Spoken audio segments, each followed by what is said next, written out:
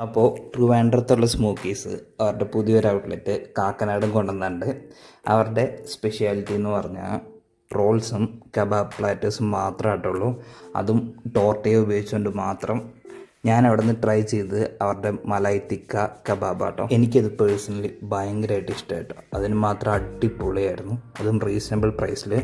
Definitely ഒരു ദിവസം പോയി ട്രൈ ചെയ്യ്, ഉറപ്പായിട്ട് ഇഷ്ടപ്പെടും. ഇനി അവിടെ പോയി ട്രൈ ചെയ്തവരുണ്ടെങ്കിൽ എക്സ്പീരിയൻസ് എങ്ങനെയുണ്ടെന്ന് കമൻറ്റിലിട്ട് തരാം കേട്ടോ. ലൊക്കേഷൻ വന്നത് കാക്കനാട് IMG ജംഗ്ഷനിൽ അവിടെ.